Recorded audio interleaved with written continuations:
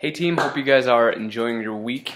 First off, I just wanted to say thank you so much for what you guys did and how you were a part of this weekend. We saw almost 8,000 people come to Easter weekend, and 711 make the decision that they want to cross this bridge that God has made for them. Some people for the very first time, some people after years of living away from God. We spoke with one gentleman who, after 65 years of living away from God, decided he wanted to make the choice and say, no, I'm tired of doing things on my own.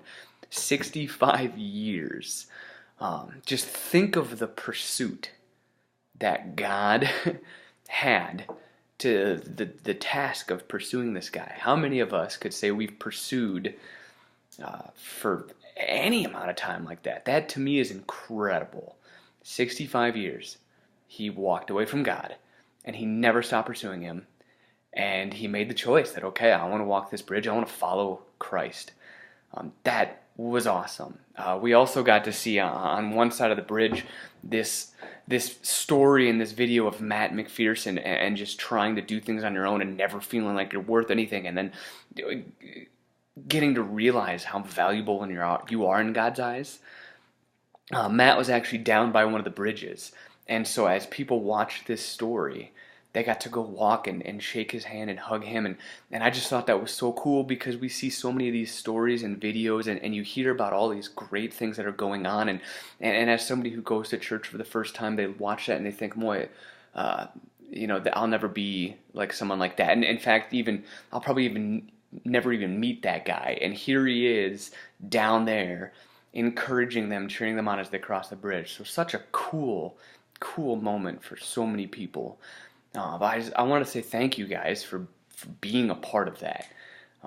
It made a world of difference. But moving into this week, all that momentum, all that energy, everything we had moving into Easter, we're now moving into Saturday services at East. For the next 5 weeks, we have Saturday services at 4 p.m. I just want to, in advance, say thank you guys for your willingness to walk through this season with us, where every week we may be serving.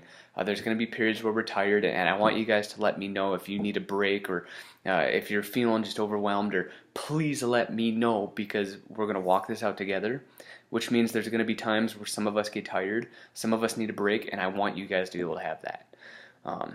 But I think it's going to be a pretty awesome next 5 weeks as we just open up this other area and this access to people who may not have the ability to go Sundays. There's a lot of people that live in the 01 zip code, and I think a lot of them, Sunday mornings may just not be an option. Saturday may be the best thing, so we want to give them that. We don't want to give people an excuse not to be able to come see what God is doing and be a part of it. So moving into that, we do have Saturday services. For each Saturday, Volunteer Central is going to be just doing treats, like dessert sort of things, just as a cool way to say thank you. We didn't need to do a full meal because it's from 4 o'clock to 5 o'clock. Most people don't eat meals in that time. And so we figured, okay, what's a cool way just to say, hey, thanks. So this week we have Eileen's Cookies. We're doing sundaes. We're doing, I believe, floats. We're doing pie. All the stuff I can't eat. But we really want to. And just as a cool way to say, hey, again, thank you for being a part of this. Thank you for taking another day out of your week to just help show people who Jesus is. We really appreciate it, and we just wanted to show that to you guys. So thank you for Volunteer Central for being willing to do that and treat us, and thank you guys for being there. One of the things I want to look at moving into the next few weeks, and especially into the summer, is intentionality.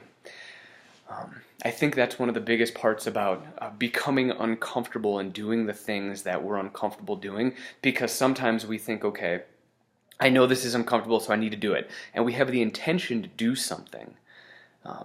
But as Todd gave in a message a few months ago, we can have the best intentions that lead to nowhere. And so I want us to start looking at intentionality. How am I intentionally investing and discipling the people on my team? And for right now, we're just going to go with right there, just learning to be more intentional with what we're doing, because I know I struggle with that a lot. It's easy to say I'm going to do something, but it's not as easy to walk it out. And so we just want to start looking at, okay, what am I doing to be intentional? Am I being intentional? And being honest with that. I know there are things that I saw, in my day-to-day that I realized, okay, I'm not being very intentional. One of the best examples, because I've started taking more people to lunch and being intentional about just pastoring people on a daily basis instead of just being there on the weekends to try and form this community. I've started doing that, but I was terrible at being organized. My wife will tell you that. People here will probably tell you that. I would try and remember all this stuff that I was supposed to be doing, and just hopefully I get it done. And because of that, a lot of stuff would slip through the cracks. And so I started thinking, okay, if I wanted to be intentional, what does that mean? Well, it probably means I need to get a calendar. My wife has a calendar at our house that has literally everything on it, which is great. And she's able to do all this stuff because she remembers and it's on the calendar. And then I would be sitting here and I'd be like, oh, hey, remember tonight I got to do this, which would drive her crazy because it wasn't on her calendar. And so I started being intentional with how am I supposed to value her in these moments. Well, probably means writing it on the calendar. Same sort of thing when it came to here at work. Well, if I want to value what I'm doing and if I want to put my best foot forward and not just have this dream but actually start walking this plan out, it means I need to start putting on a calendar. So now I have a big old calendar by my desk that has as much stuff as I can, every little thing. But my wife actually just bought me this.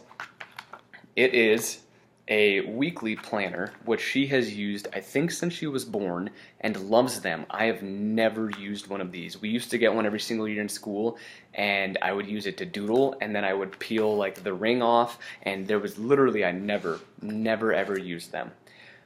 So now I have to start using it.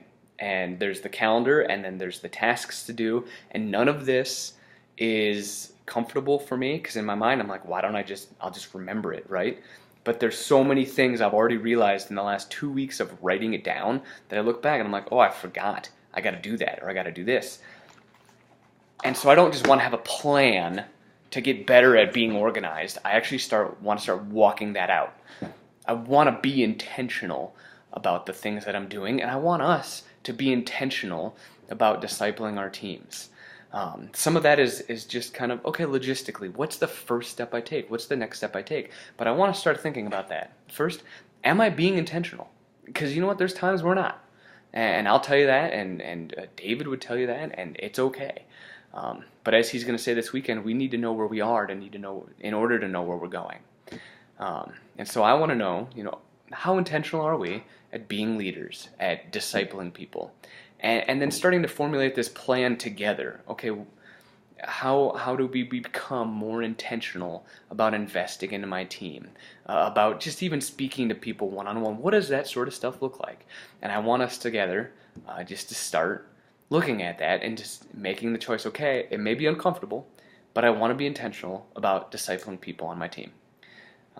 So that's what we're going to start looking at over the next few weeks. Nick is actually going to be sharing just some examples and some stories in his life and his leadership where he wasn't intentional and where it may have failed, and times where being intentional has succeeded. And I'm just going to kind of share with some of that this weekend, so I'm looking forward to that.